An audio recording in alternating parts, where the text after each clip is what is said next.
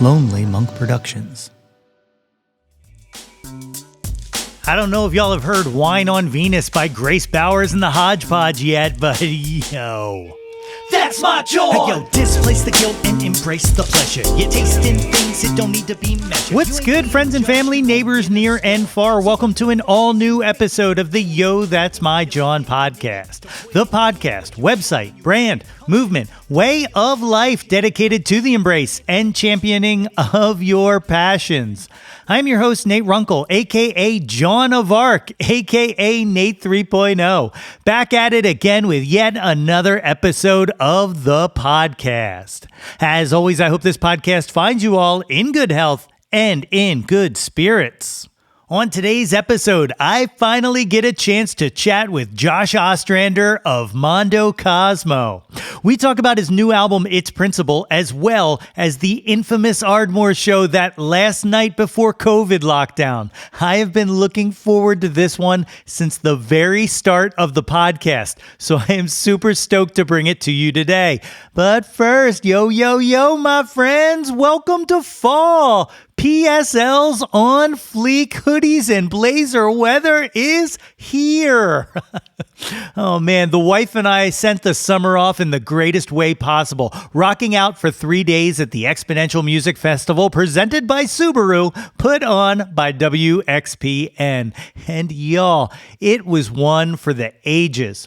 The weather was beautiful. I got to see pals, both old and new. The music was absolutely amazing. So many great artists. Some of my favorites, Lizzie No, Blonde Shell, George Porter, Bully, Jade Bird, Shaky Graves, and our pals Brittany Ann Tranbow and Julia Pratt. But my number one favorite act of the fest, without a shadow of a doubt, was Grace Bowers and the Hodgepodge. And guys, holy shit, it was so good. What a phenomenal talent Grace is. And the rest of the band as well. They're all slayers in their own regards. If you get a chance, do not pass up seeing them live. They are absolutely unbelievable. But hell yeah, that was an amazing fest. I was so glad to see WXPN get such a perfect weekend after last year's monsoon. There's nothing better than seeing a weekend of music surrounded by like-minded folks who just absolutely love music like I do. We are blessed to have such a fantastic music community in this area. I believe that, truly. And I see WXPN as our collective North Star. There's something there for everyone. To me, that's the cultural center point for music and music discovery in the Philly scene. And the fest always feels like the greatest celebration of that. It's as much about the members and the listeners as it is about the station. Just a weekend of love and good music. And who could ask for anything more? We're, of course, on the socials at Yo, That's My Jawn, so go right ahead and follow us on all of those if you're out there looking for a good time. I plan on posting some stuff from the fest, so be on the lookout for that. And you can visit the link tree at www.yothat'smyjawn.com. We've got links to the podcast, previous episodes, merchandise, the mailing list, other podcasts I've appeared on. There's so much up there, so go spend some time. Go click around, all right? We good? You ready to rock? Well, let go then. My guest today got his start in the bands LaGuardia and Eastern Conference champions before striking out on his own to create what has been described as chorus-heavy folk rock under the moniker Mondo Cozmo. This past August, he released his fourth album, Its Principle, a 10-song banger whittled down from 70 demos and produced by Mark Rankin. And on October 26th, he will be performing alongside Devin Gilfillian, the Tisberries, and Emily Drinker as part of the 2024 Philly Music Fest. Folks, it is my honor to welcome to the show, Josh Ostrander. Ladies and gentlemen, I am joined today by the great Josh Ostrander of Mondo Cozmo. Josh, thanks for joining me on Yo, That's My Jawn. Thank you for having me, and I appreciate my manager explaining to me what Jawn was. I'm like, dude, I know what it is. Don't worry about it. That's great. That's really great. That's like, yeah. It's like explaining snow to an Eskimo, you know? So I always like to start these things off telling everybody like a touch point that I have with them as a guest. And for you, I've been wanting to have this conversation with you for quite some time because you played a very important part of an early period of this podcast. And it's namely because at the end I do this questionnaire and it's the Jauntlet. And the one question in there is, what was the last concert you saw? And I started this over the pandemic. So for maybe a year of this show, the answer to that for me was you at Ardmore the night before lockdown. How freaking wild was that?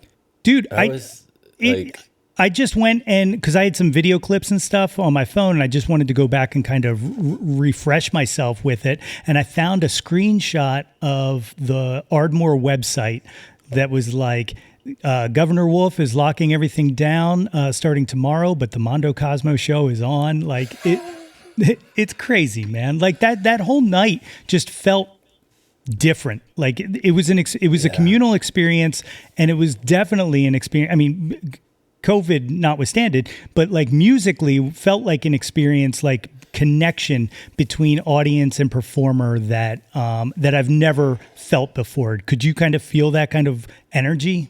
Dude, it was intense. And like when I think about it now, it's just like, oh my gosh, like, because we didn't know, you know, like looking back, I know you could be like, okay, but we didn't understand what was happening. Like we were in the van driving to, you know, we had a couple of days and like it just kept escalating leading up to that show. And, you know, selfishly, you're like, oh, like, you know, it sucked. But then it started to be like, oh my gosh, like how are we getting home? You know, it was like we had to cancel everything, and you know, it was terrifying. But that night in particular was like, I'll never forget that. That was just so intense, and nobody knew what to do. And I was like, should we just cancel this? You know, yeah, it was a wild night, and I'll remember that forever. It was very, very weird. Yeah, for sure. And what's crazy is I was also at the Return Ardmore show, not the bike and ride. I was there too. I'm a bit of a fan, but I was at the Return to the Indoor when the fire alarm went off, and I was just like, "Are you just cursed here? Like, what's going on?" Dude, when you start seeing alarms from the stage, it's like, what is going on with this? You know. So yeah, and I was like, oh, everybody had to clear out of the venue. I'm like, oh, everybody's going to leave. This sucks. And everybody came back, and it was awesome. It was yeah. It was another one. Like, even standing outside, like, I was hanging out with Bruce Warren and Mike Vasilikos and all, and we were just kind of sitting out there like, hey, man, it's exciting, isn't it? Like, yeah, what am I going to do next time I play there? Right. Yeah. Exactly. So, you know, taking it into the Wayback Machine, tell everybody a little bit about yourself and where you grew up. Oh, I grew up in Bucks County, went to William Tennant High School. I started a band in my 20s called LaGuardia, and we did a lot of national touring, and then we put out one record, and then I started a band called Eastern Conference Champions, and that's when we moved to California. Greg and I did. He was my drummer, and we moved to California, and we did that for like probably, I want to say like a decade. And then I started Mondo Cozmo, and it was kind of just, you know, I was working 2 landscaping jobs. Like I was just recording demos, and then this radio station in Los Angeles started playing the demos that they got somehow. And it moved really quickly at that point. And we were releasing songs like Hold On to Me and Plastic Soul. And this guy, Jason Bentley, on a station called KCRW, was playing them every morning. I was like driving to work. I'm like, oh, this is cool. You know, like this is wild. And then Shine, we had a song called Shine. And once that one came out, it just kind of really started to go.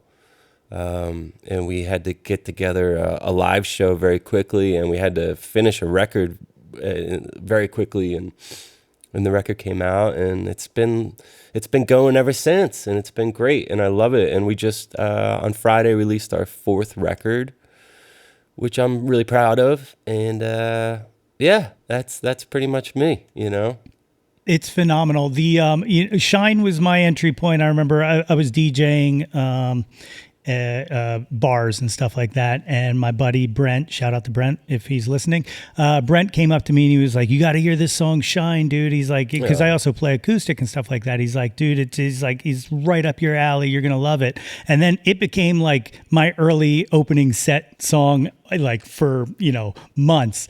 And then and like, I had appreciated the album and stuff like that. But then the first time I saw you live at the Exponential Music Festival in 2018, maybe something like that. I had the Embiid jersey on. Yeah, I remember that one. Yeah. Wow. That was just like, that was it. That was what hooked me. I was like, oh, now I get it. Like, not only do I like it musically, but I get like kind of the passion. Like, that's one of the things that really connects me to music is, I'm not into fakers, I guess is what it comes to, so to speak. But yeah, I'm going to rewind real quick though, because you mentioned Tennant. You're from Southampton, right? That's right. Because I work in Ivyland, my day job, and my aunt lives in Burgundy Hills over there in Southampton. Yeah, awesome. On Cold Spring Road. As does now my sister-in-law lives over that way as well. So nice, dude. Got to give a little shout out to Southampton. When I graduated high school, I didn't go to college. I was just like, I'm doing music. I'm gonna figure it out. And my mom went and got me a job at the post office. At Southampton Post Office. Yeah. And she's like, I got you a job. You're going to work here. I'm like, wait, what? Like, no, and I worked there for a couple of years, man. And I would deliver mail to like kids I went to high school with. It was humiliating because I'm like giving them their college applications. I'm like, here you go, Johnny, good luck. And, no, I feel that definitely. I worked in a restaurant for a while, and one time this kid came in who was running like the video department at Indiana University for the football team, like doing like scouting tapes and stuff like that. And it's a kid who I trained how to do everything that he knew in video. And I went into the back and I said to my boss, I was like, I'm about to have a breakdown. I can't make this guy's food. You have to do it. Like, I just can't do it. Like, and it's not that I had any animosity to the guy. It was just the power structure, I was just like, I taught you everything you know, and I'm about to make you dinner. Like, isn't it? But those are the things that make you who you are, like those moments of like, eating shit and just, powering through. It's just like, man, like, how many times has that happened where I'm just like, this is humiliating? For sure. So when you were growing up, like what kind of music was playing around your house? Oh, I was lucky. I had an older brother who had great taste in music. So, my first record that I got was probably my first Jawn, Boyz II Men. Like that was I loved all of it. I was like, man, this is so cool.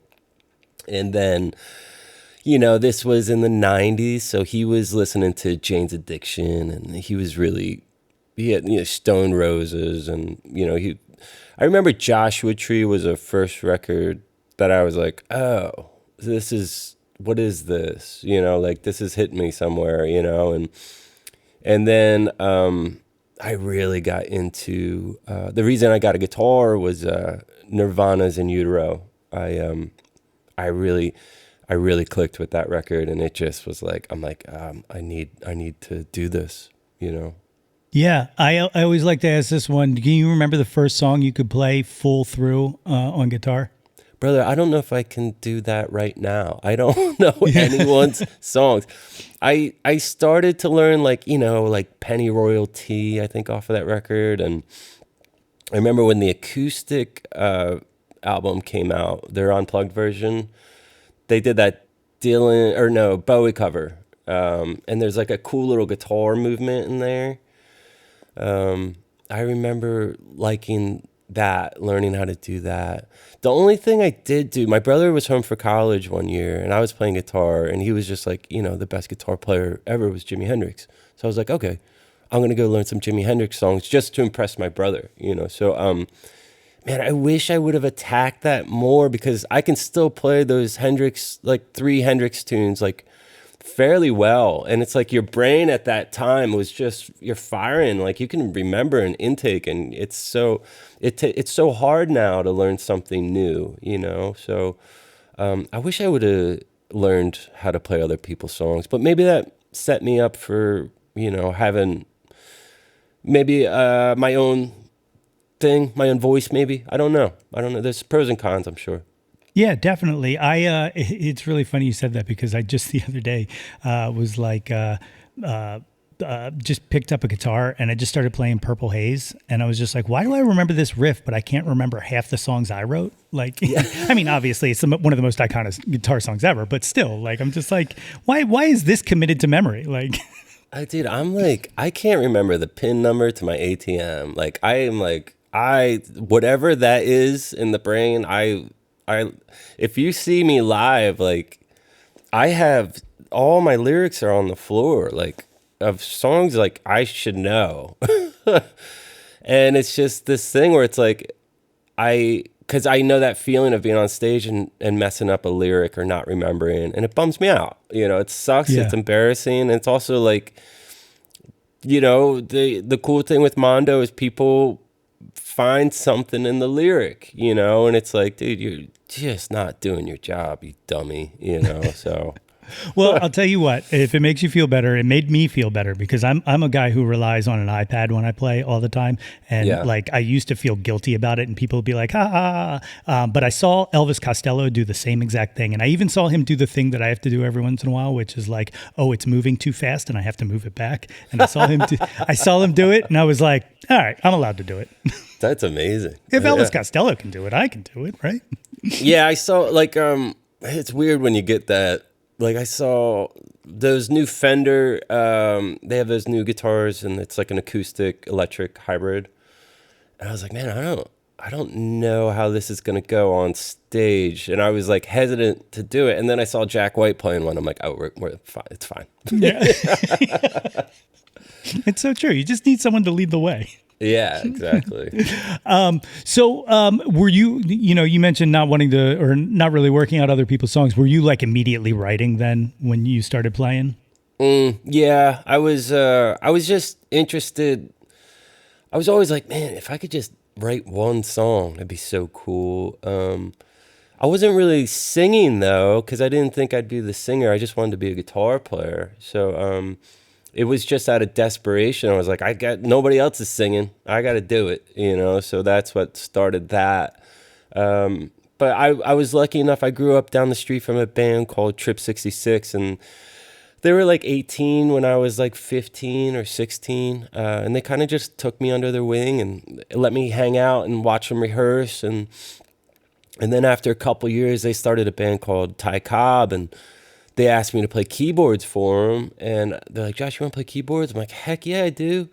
And I didn't know how to play keyboards. So I went home that night and I learned every chord, everything I could do. And like, again, just like your brain is a sponge at that time. And I was so driven. And I just learned how to play keyboards in like one night. I showed up the next day. I'm like, yeah, It was great. How much did picking the keyboard up there affect your songwriting? A lot. It's cool with piano. I'm actually preferring to play piano nowadays rather than guitar, because I feel like I've peaked at guitar. Like, I'm not doing anything.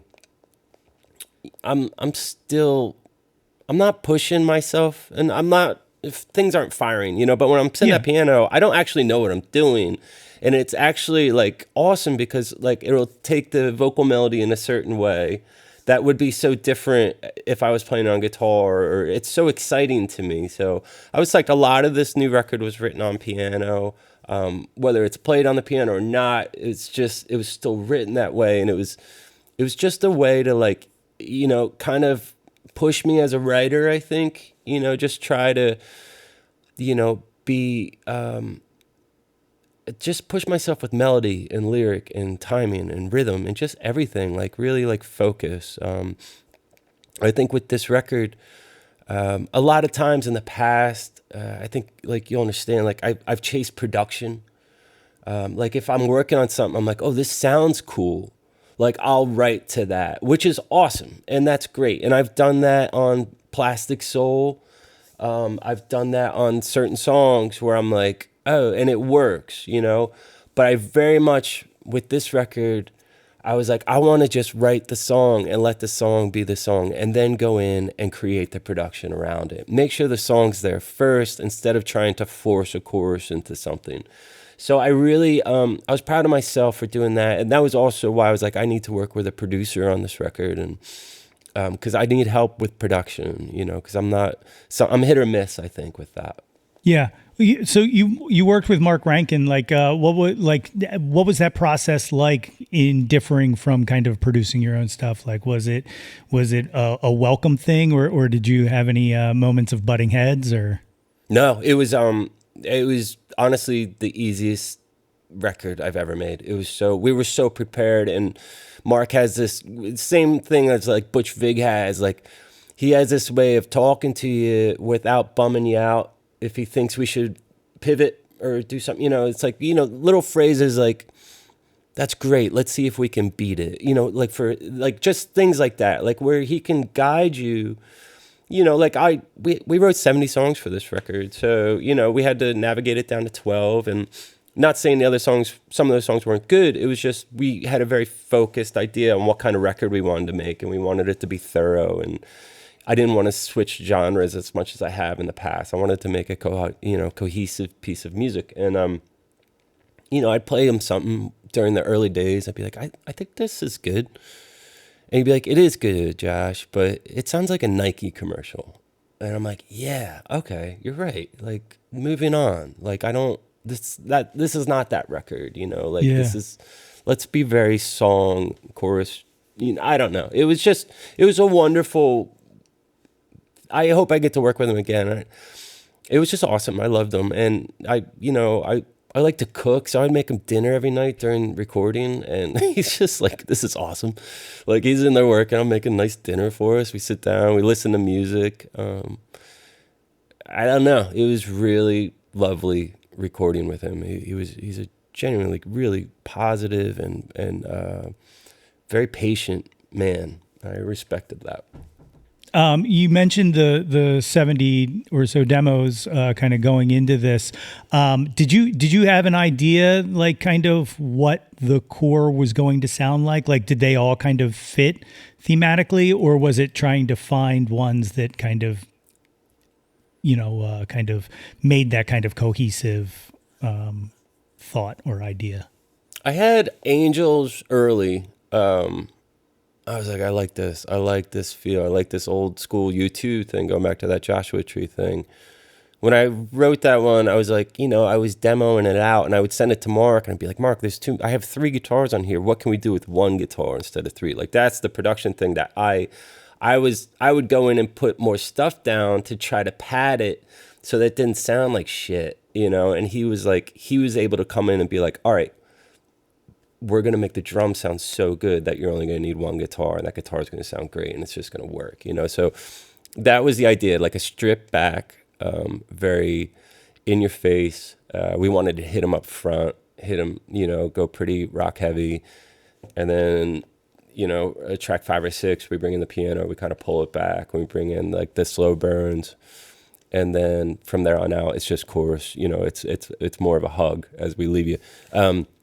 So we were really focused. I think the only surprise for me was the opening track. Its principle was a demo.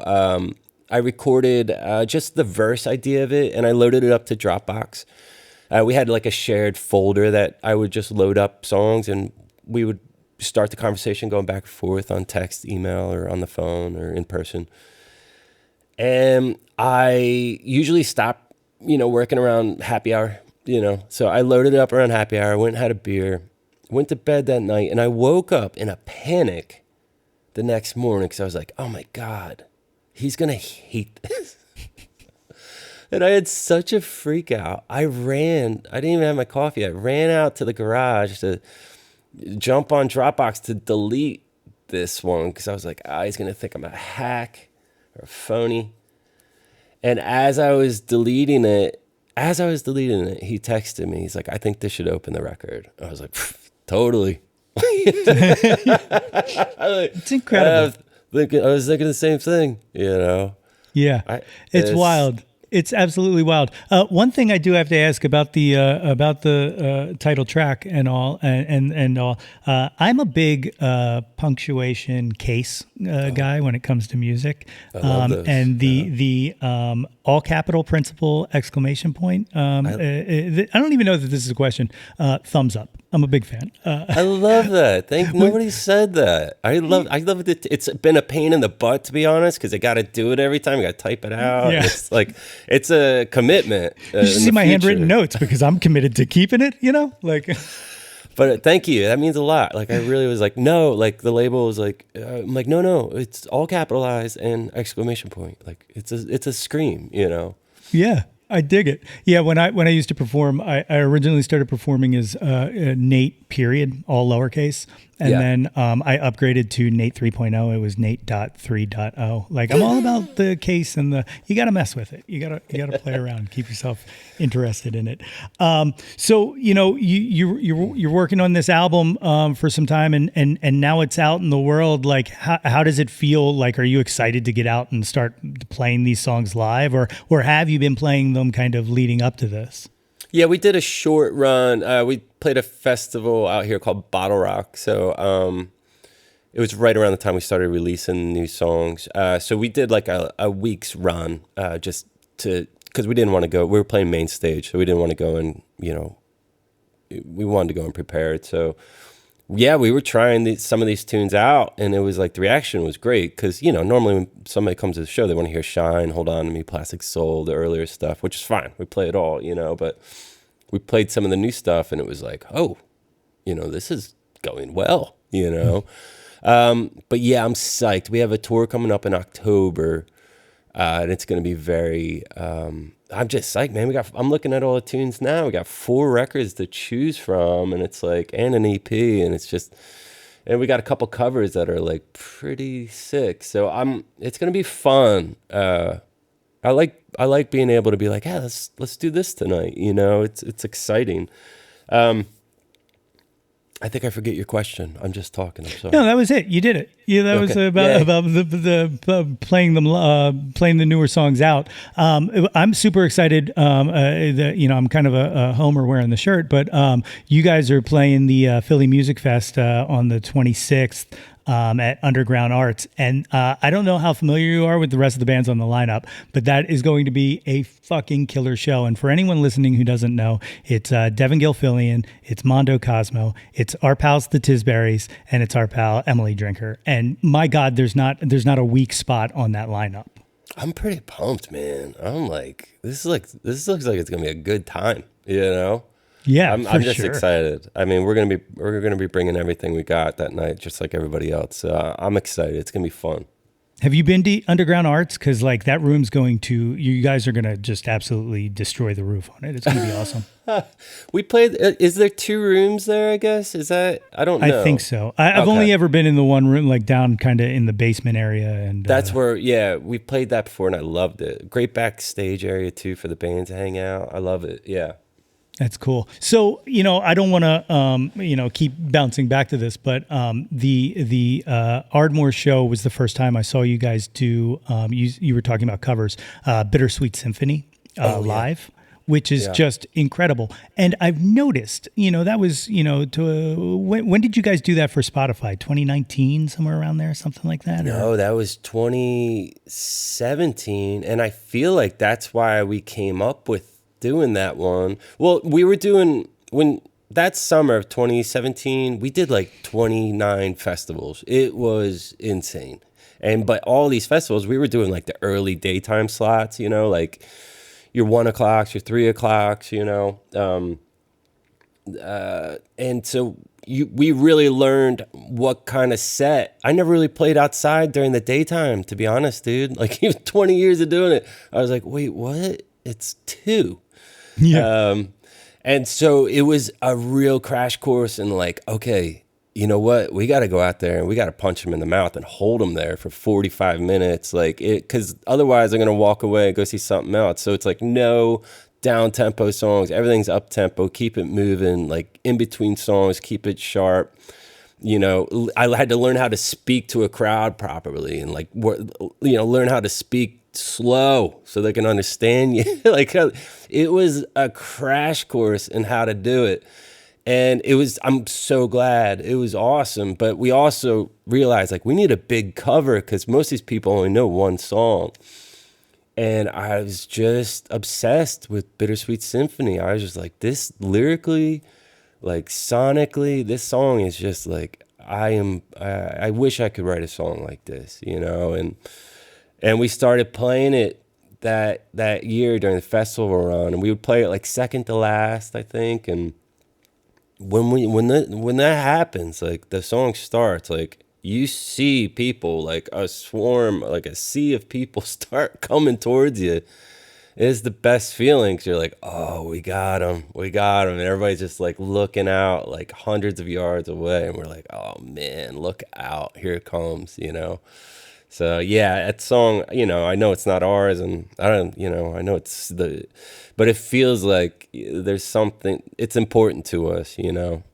Yeah, and like you guys like fucking own it. Like it's an incredible version of it. And then the other thing from that night that still sticks in my mind was closing out with "It's the End of the World as We Know It," as everything changed the day after, and it really was the end of the world as we knew it, and it's kind of a new world now. Yeah, we learned that one at soundcheck. We were just like, let's try it, and man, yeah, it was.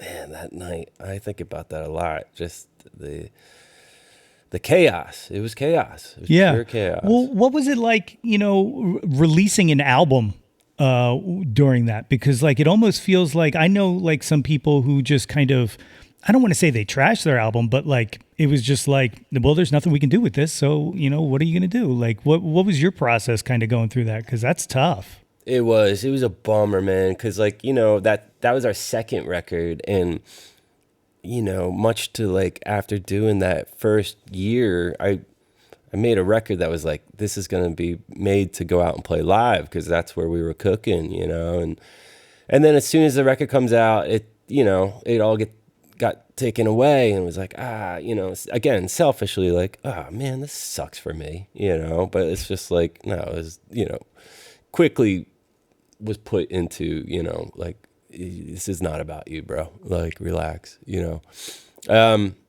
But yeah, it was, I remember the only really cool thing that came from that was Springsteen. He did an interview with the New York Times, and it was right after I released that record, and they asked him who he was listening to, and he listed some, you know, pretty big acts or artists, and then lastly he was like, and I listened to this guy Mondo Cozmo, and I was like, holy freaking what, you know, like, and I got to go down during the pandemic and buy the actual New York Times and see my name spelled correctly in there, and I was just like, oh man. And so that started kind of like a little you know, not friendship, but you know, we go back and forth on stuff now, and that I'll take that.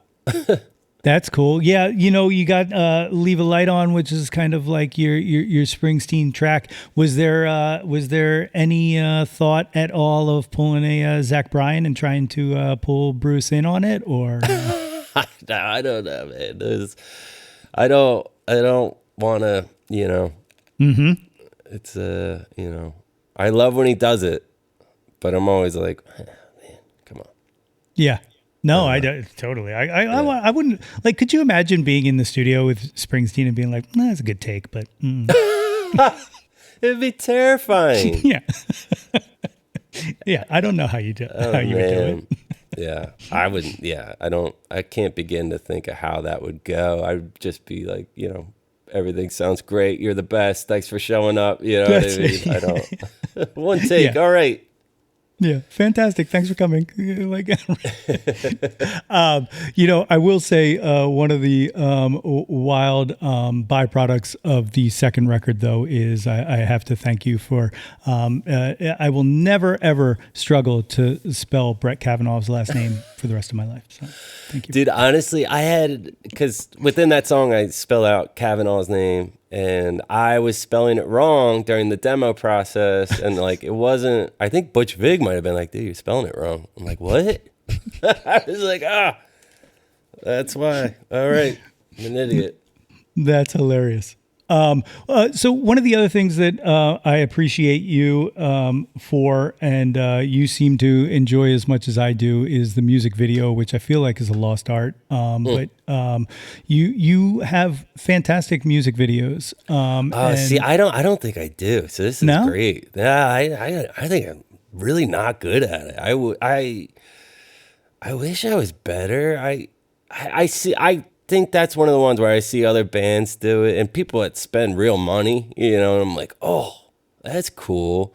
But I don't know if it makes sense to spend a lot of money on it at the level I'm at, where I'm just like, I would rather put this into something else. You know what I mean? I don't know. I've never been able to navigate that world very well. So that means a lot that you're saying that. Thank you. Well, I got to say, you had me at the Caddyshack high kicks. Like, that's, so, I mean, I'm going to be a fan for life because of that. But no, like to that point, like, no, I don't think it does make sense for literally anybody to put that much money outside of like Taylor Swift or anything like that into a music video, because like, I just don't think the media landscape even gives itself 4 minutes to enjoy anything anymore. Like that is frustrating when you're like, this is so cool. It's, 4 minutes long. It's like, people are only going to watch 12 seconds of this. You know what I mean? Yeah. Whether they like it or not. It's like, that is like the frustrating part with where we're at, where it's like, we're so, it's not 1990, it's not 1970. It's like, man, you got to like, and I don't want that to creep into the music at all, because it's like, yeah, you should probably open with the vocal at this point, because it's like, you got 10 seconds to like, right. And it's terrifying, but it's like, I can't. But I feel for artists coming up right now, because it's like they're gonna have to navigate something that's like, I think songs are gonna start being 45 seconds long. I think there's gonna be like commercials in these songs. I think it's gonna be like, I don't know where it's going, but I think, and we're losing artists. Artists are just they're becoming like tax people, or they're accountants, or it's just like there's no future in it. It's too terrifying. It's hard, and it's a bummer. It's like I don't know where the next Nick Cave is coming from, but it's a scary time. Yeah, and like it's a challenge even for me, like as a podcaster, because like I went to this podcast convention, which I didn't know was a thing, but I went to it down in DC, and literally every single thing on there was like, here's how to change your show to a YouTube show, and I was like, but that's not a podcast. That's a video. If I was a video creator, this would all make sense, but that's not what I'm doing. And they're like, well, that's where the future's going, and I was like, so then you're saying not podcasts, I guess. But and then it was like, to be successful, you have to be able to clip everything in under 60 seconds. And I was like, but the point of a podcast is to have these long form conversations where you're not clipping things. Like that's, it's like, hey, we can help you push your thing by making it not your thing anymore. And I don't get it. Like, I don't know what to do in this kind of landscape, and musically, very similar. And also, like I'm seeing like Bill Simmons is now pushing YouTube. I'm like, wait, well, you created this whole narrative about podcasts, and now you're going to video. It's just, dude, I don't know. All of that is just like, what is so, and that just comes back to like, all right, let's control what we can control. Let's do the best we can. But I think, one of the cool things, and it might just be like the age I'm at, but this past probably year and a half, I kind of hit fuck it, and it's like, kind of an awesome place to be a little bit, where I'm just like, what are you going to do? You know, you can't sure. fight this stuff. It's just like, keep doing the best you can do. And, you know, I don't know. Be nice to everybody. Hug everybody. That's all. That's the best advice I can give anybody. Yeah, and that's kind of like me. Like I'll get lost in the weeds sometimes, digging into like analytics and stuff like that, or like strategies and da da da da da da da. And then like I remember like this is legitimately what I got into this for, was to just have conversations with people I appreciate and really just tell them I appreciate them. Like that's literally how this started. And that, and like having conversations with artists who I've played with, and people who I've never really kind of asked them like, hey, what were you listening to when you were a kid? Like weird, like I said before we were recording, dinner party stuff, And so anytime I kind of lose the sight of why I'm doing it, that's when I start to burn out and all. And I just kind of always have to find my way north back to like, hey man, just turn the microphone on and talk to somebody. Like, yeah, no, absolutely. Let the work do the work, Yeah. And, like, because I can't tell you how many artists come through here that I talk to and they're like, I'm on TikTok now and I don't know why I'm on TikTok, but I have to create TikTok content. And I'm like, I can't help you. Dude, I'm like, yeah, we hired like these social media guys. So sweet. These guys are the best. And they're like, Josh, what's your TikTok login? I'm like, I have no idea. What? And they went on there. They figured that we had to open up a new account because nobody knew, And they're like, you got 5 followers. I'm like, Jesus Christ, guys, maybe we missed this one. And but they keep we're like, no, we got to do it. So, dude, I don't know. There is that thing where it's just like, man, I remember what was that band? Parquet Courts. Am I saying that right? Great band. Yeah. I remember I heard some of their tunes and I went to find them on Instagram because I liked them so much. I was like, I'm going to go follow this band. I think they're brilliant. And they weren't on there. And I was like, that's so cool. I'm like, that's the new, million followers is not being on the thing. Like, that's the cool. I didn't know you were allowed to do that. I didn't. Yeah. Is that allowed? Yeah, that's wild. I don't know if they're on there or not, but but I just, at that moment, I was like, oh, these dudes are cool, Yeah. Well, I mean, that's one of the main reasons, I'm a big supporter of WXPN. And of course, God, I you don't know this, but I also DJ on Why Not Radio regularly. I'm on a hiatus right now, but that's why I like these kind of, music driven outlets that kind of aren't looking for, what's going to get the most spins, what's going to get, the most hits or likes, but we like this music and this is what we think you might like too. And I feel like that, and I swear to God, I know I'm an old man when I say these things, but I feel like blogs are prime for a comeback right now, man. I feel like a good blog. Dude, I'm right there. Yeah. I'm like, yeah, what's this one I got here? I just signed up for it. It's this Letters from an American. I'm looking at it right now. And it's just this lady who does really thoughtful, insightful, kind of political, just keeping you up to speed on stuff, And I get this email, and it usually comes around happy hour or right when I'm making dinner or having a beer. And at the top of the email, it's you can listen to it. Or she reads it to you. And it's 10 minutes long. And I'm like, this is kind of brilliant.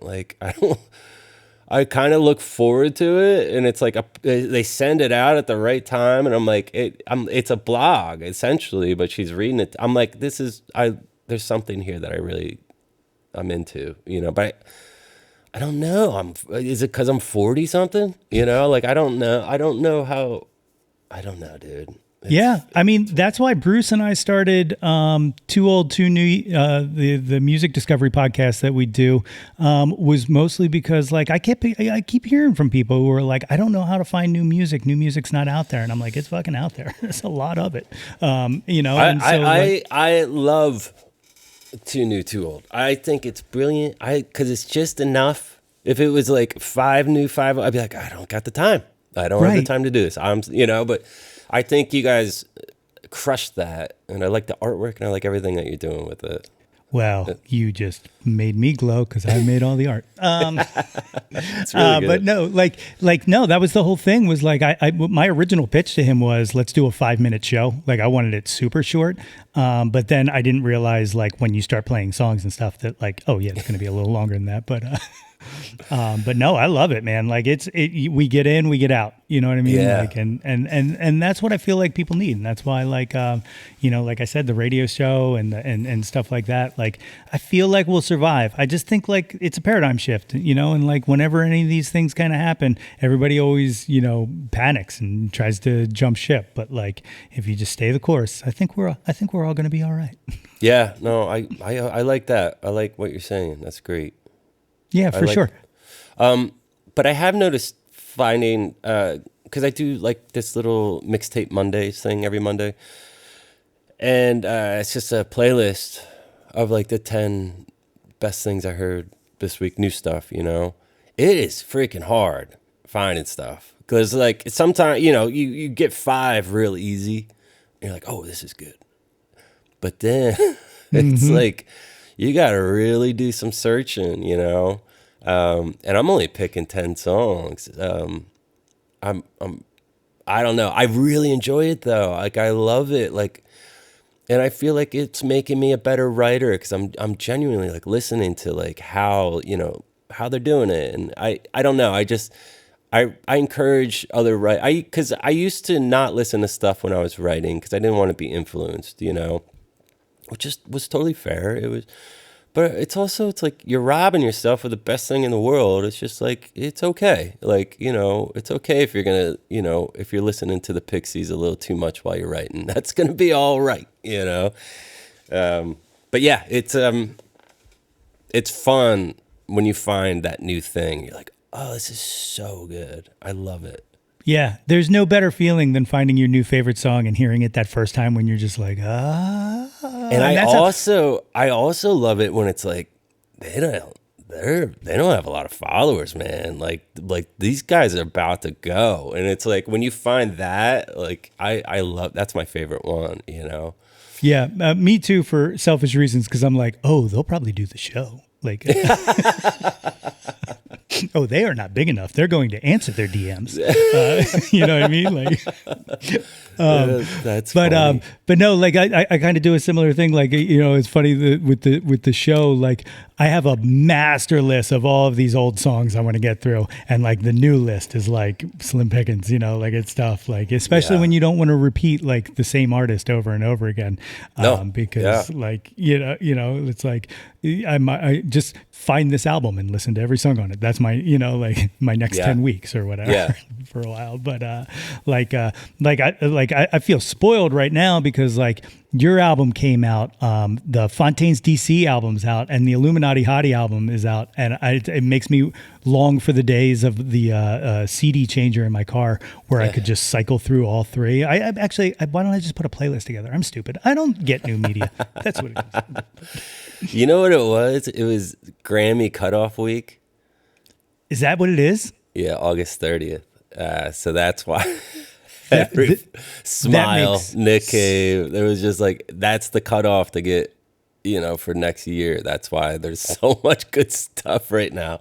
That makes so much sense. Yeah. Now I get it. Now you could bring that up with Bruce and be like, damn, good research, recon. I'm going to pass it off as my own. And then this episode will air and he'll be like, you son of a bitch. At this time, you want to go through the Jawnlet? These are my questions that I ask every guest that comes through here. As we said beforehand, you don't need to know what Jawn means, but it's good to know that you know. It starts with the one-hit wonders, which only comes in name only. And the first one is Billy Joel or Elton John. Who do you prefer? Man. You sent this to me. And I was like, I don't know.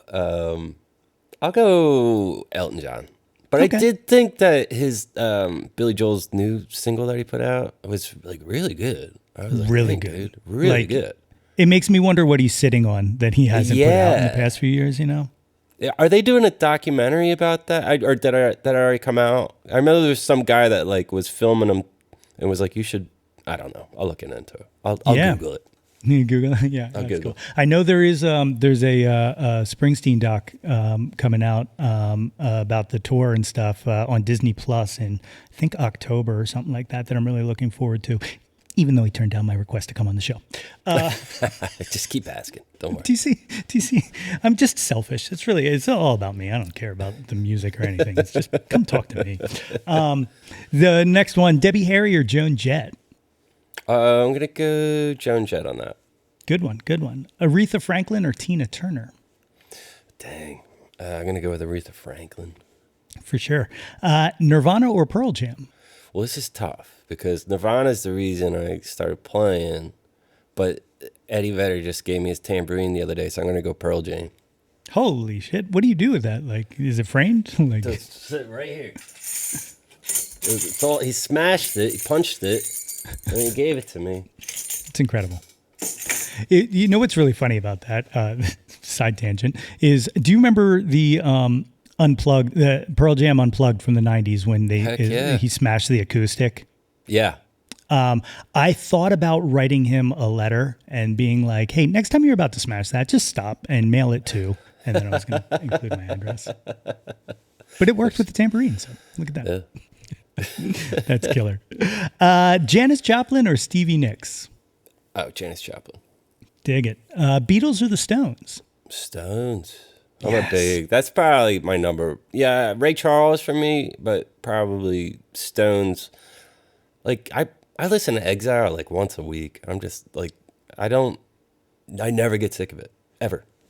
No, for sure. So you're a big Stones guy. I'm going to ask you this. I only ask this to people who really appreciate the Stones, and that is Wild Horses. There is a conspiracy theory that Graham Parsons wrote it and just allowed them to use it, and in turn was allowed for the Burrito Brothers to record their version first. Are you following that red string, or do you disagree? I gotta disagree, but I wouldn't put it past them. I don't know. Those dudes, they're tricky, man. Mm-hmm. They're tricky when it comes to publishing, and I don't know. I wouldn't put it by them. You know? I dig it. The last one of the one-hit wonders, Bohemian Rhapsody or Stairway to Heaven? I'll go Bohemian Rhapsody. Okay, yeah, solid. The next section is the top 10 countdown. As we said, Jawn can be whatever you want it to be in this. It doesn't have to be music. It can be anything at all. But it starts with first Jawn. What was the first thing you were obsessed with as a kid? I think the first thing I was obsessed with was Walk on the Wild Side, because I heard that as a kid, and that bass line, I was just like, I didn't understand it, but I was obsessed. That was like the first thing. And just like the way he was singing, I was like, what is this, you know? Yeah. But Boys to Men, what was the single?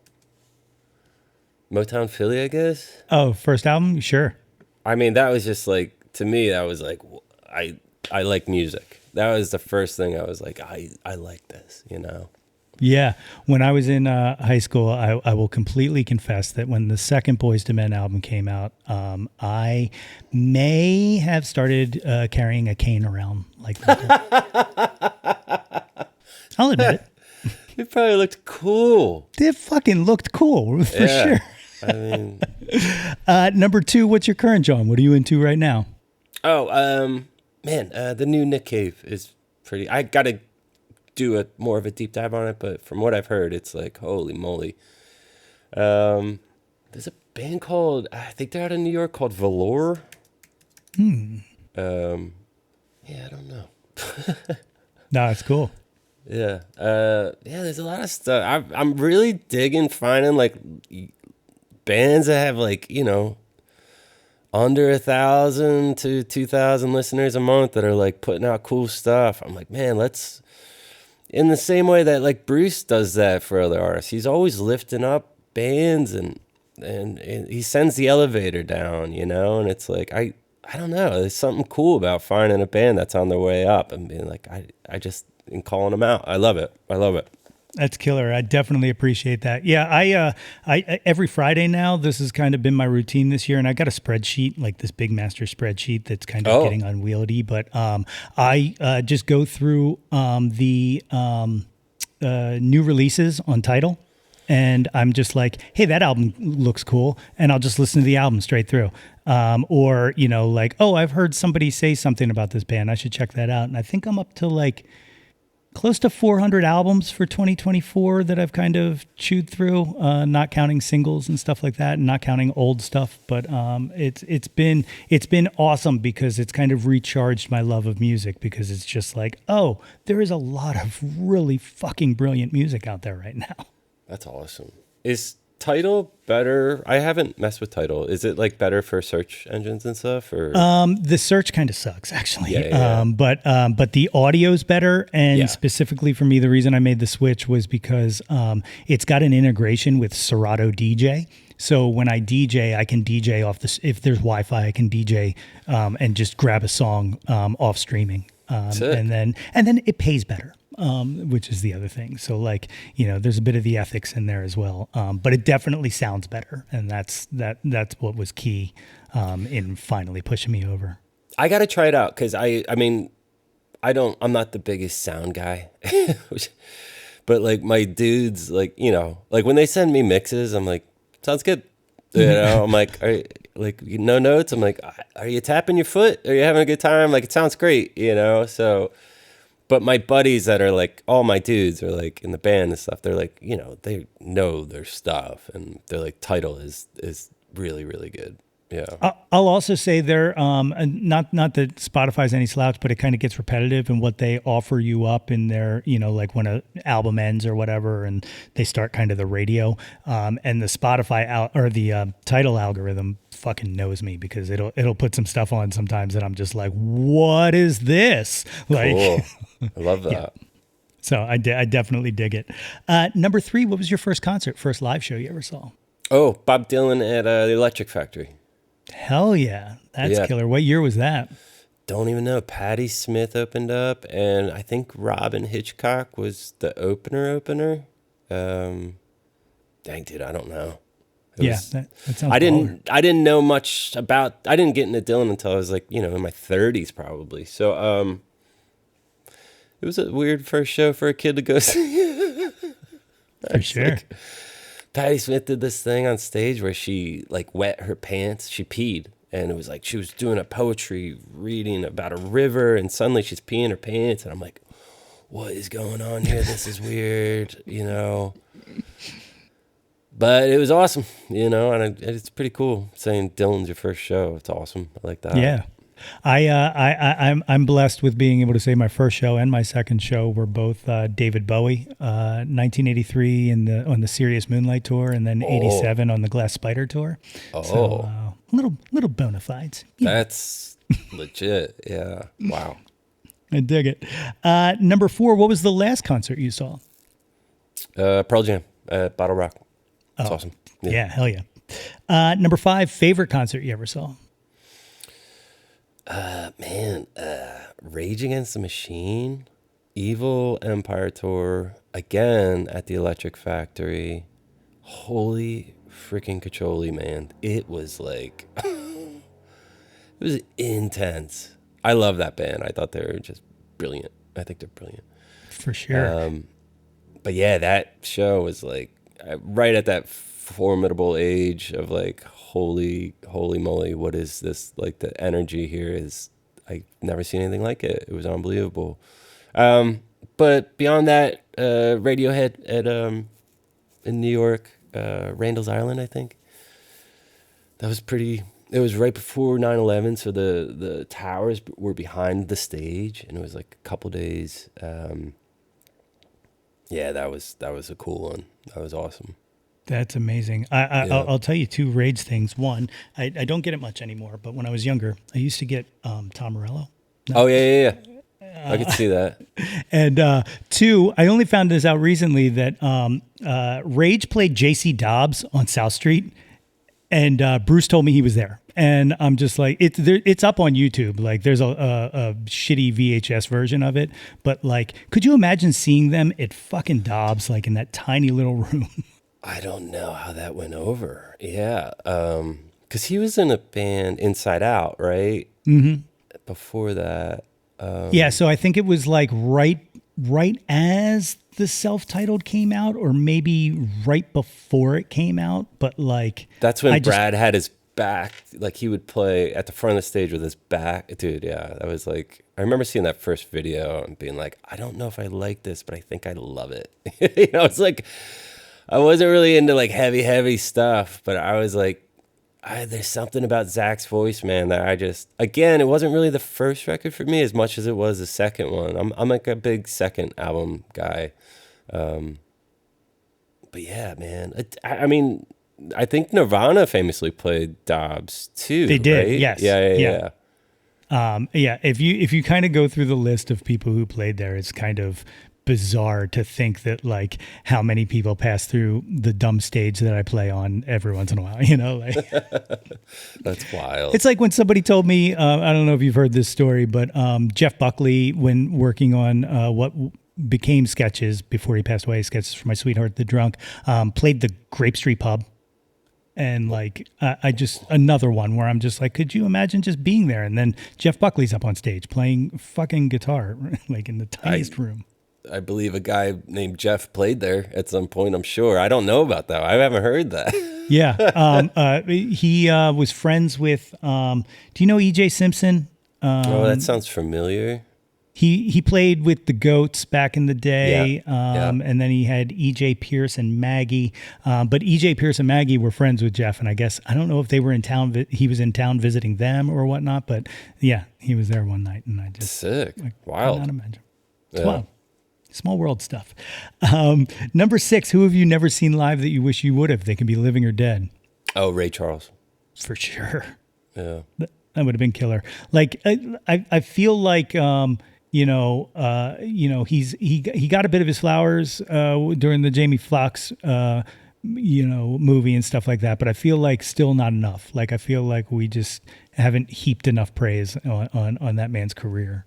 I think, whenever I see musicians talk about who was the best they ever saw, they were like, it was Ray Charles. It was like, and it's hands down, it's not even like the dude was just the master, But yeah, it was really cool because I didn't really grow up in a pretty musical family. Like my folks, they play the Beatles on the radio when they're driving around. Maybe it's mostly just listening to the news. And then my dad came out like a year and a half ago, and I was making dinner at the house, and I was playing Ray Charles, like really deep tracks, like something, not mess around, but like deep stuff, and he starts like singing along, and I'm like, Pops, how do you know this? This is not something I've ever heard you play. And he said, your grandfather was the biggest Ray Charles fan ever, and it's all he played. And I didn't know that. I don't even think I ever met my grandfather. And I was just like, how cool is that? It was like hereditary, I was just like, it's in my blood, That's incredible. That so cool. I love that. That's absolutely incredible. Number 7, name an unappreciated Jawn, something you wish more people paid attention to. Oh man, that's a good one. There's a band in LA called Sego. It's like, I have like 2 things in my life where I'm like Sego and Illinois, Archie. I'm just like, how is this not the biggest thing in America? I just think they're just so good, and so I look forward when their time comes. It's gonna be awesome because they're just so good. Hell yeah.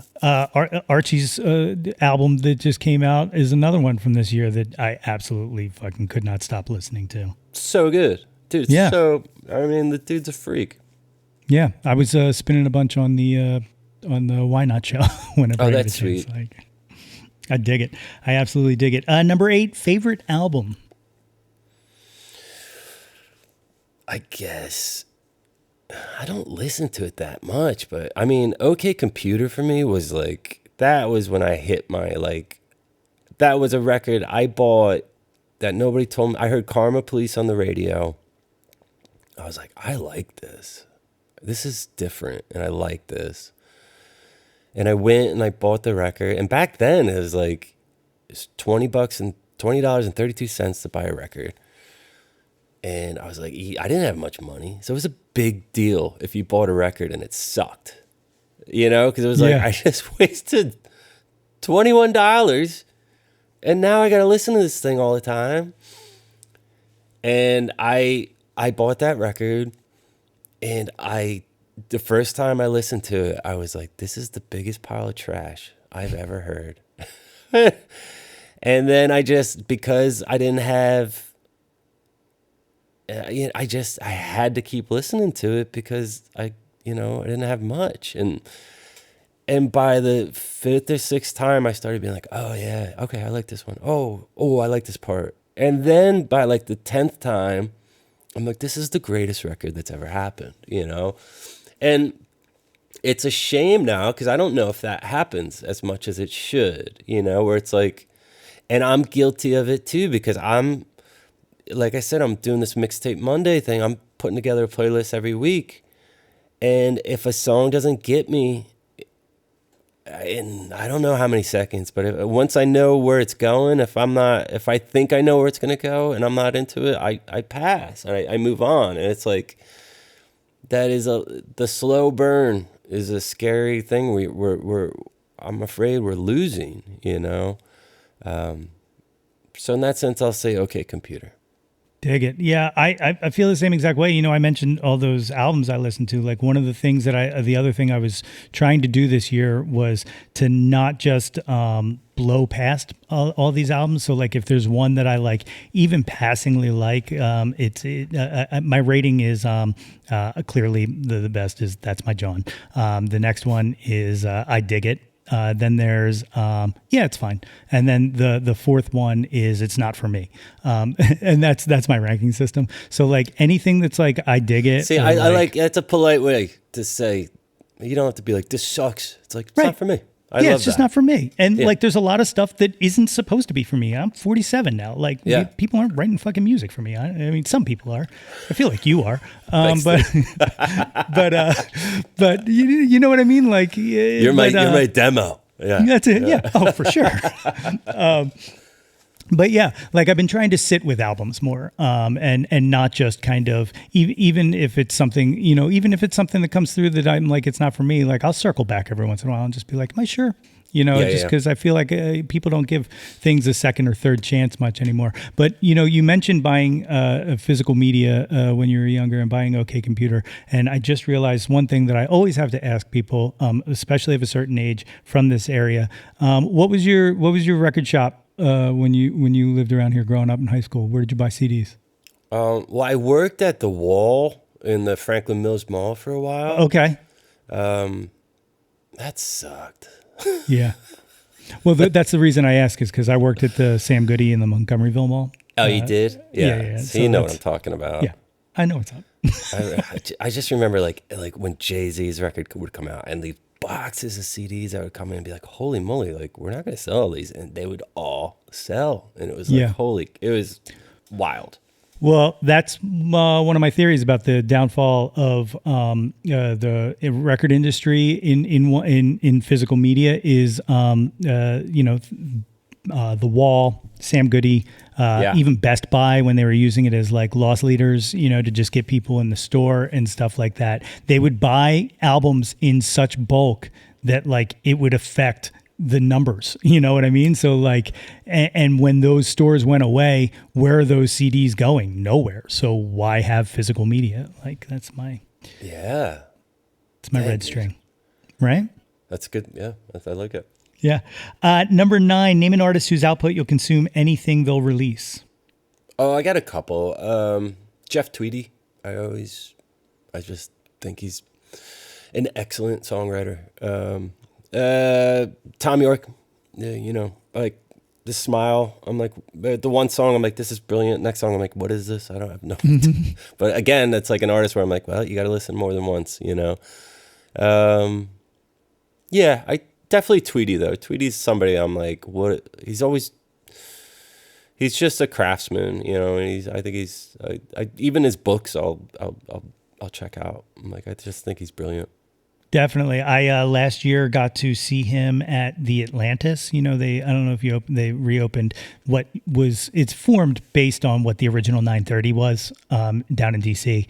But so it's like a 450 seat room, and I won a lottery to Jeff's show, and it was just him solo acoustic, and I was like 5 feet from him as he played, and it was like a revelation to me, like especially because we got to have a little back and forth, and then. I was like, we're friends now. We're buddies, yeah. Yeah, he's got it figured out. Definitely. The 10th and final of the top 10 countdown, and the last question of the Jauntlet. What is your favorite Jawn of all time? It can be anything you want it to be. Oh man, I think I'm gonna go back to like it's like what song I play the most. It can be anything. It doesn't have to be music. If you wanted it to be any, you know. My favorite Jawn. I mean, I gotta go. I'm gonna go back to Walk on the Wild Side, man. I just think it's like there's something about that tune when I hear it. I'm just like, I'm not leaving the house until this song is over. There's nothing better than those kind of soul songs that kind of just own you. Like I'm that way. Speaking of Jeff Tweedy, I'm that way with Impossible Germany by Wilco. Like I the first time I saw that live and Nels Klein at the peak of the climax of the solo, I was like literally in tears, and I was like, I don't know what's going on, but this is the happiest moment of my life. Dude, it's insane. It's insane. And like, you know, Tweedy to like reinvent himself a couple times. Like, you know, after Yankee Hotel Foxtrot, it was like, oh man, like what are you gonna do? And then Sky Blue Sky again. Like I was like, I was a big Yankee Hotel guy. So when Sky Blue Sky first came out, I was like, why doesn't it sound like that? I missed that weird, you know. And now I listen to that record more than I do Yankee Hotel 5. It's my favorite. It's my favorite album. It's like so good. There's not a bad song on it. And it's just excellent songwriting and a great delivery. And it was like, but he could have kept in that niche or whatever, like of Yankee Hotel, where it's just like weirdness, which I'm into, you know, but I think he was like, no, I need to really focus on songwriting and delivering the song. And I was like, man, that is smart. Dude's got to figure it out. I'll tell you one technique that they use that I find absolutely fascinating, and it obviously works because I love their stuff so much, is I don't know if you've heard about the isolation booth technique that he uses occasionally, where he'll just go in and play the song at its core on an acoustic guitar and locked out so that he can't hear the rest of the band, and then the rest of the band will just fucking do whatever they want over top of it. Are you freaking serious? Right? It's kind of wild. Sick, I'm like... He doesn't know what they're doing? Doesn't know what they're doing. Is he playing to a click? I guess. I would assume. It might even just be in the demo process. Like, I don't know exactly. But, like, man, I just couldn't, like... Holy cow.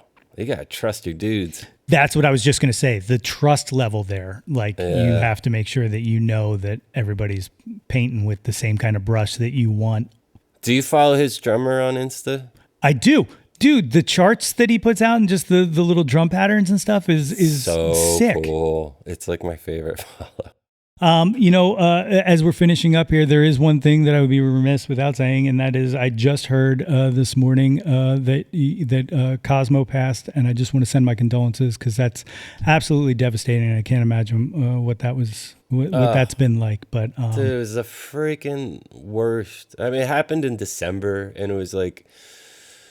But it was just, I was writing this record as I knew it was his last year, and it was just brutal. And, it was so hard. It was so hard. And anybody that's going through that, man, if you want to talk, just reach out. Like, I know that feeling, and it is just brutal. And it's like, I still, man, like, I'll just start crying 9 months later, I'll just like, man, I'll see a picture, and we've been doing all this, social media stuff for the record. So we're going back, and he was with me the whole time we recorded the record. So he's in every shot, and it's just like, it's good now. Like, I remember my uncle passed away and like 2 years ago, and I kind of just hid anything that reminded me of him because it made me so upset.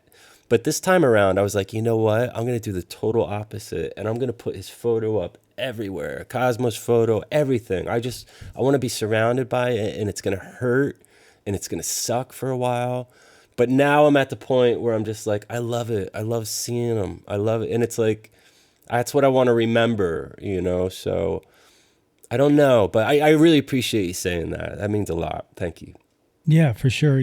Like I lost my mom when I was in my 20s, and then I lost my dad in 2019. And kind of the same thing. When I lost my mom, like I became like, we don't talk about anything. And that's, and I didn't have a mom, like, or something like that, or, but like with my dad, like it was the complete opposite. Like you said, like I just kind of like, I love telling stories about him, and I love talking about it, like it does hurt.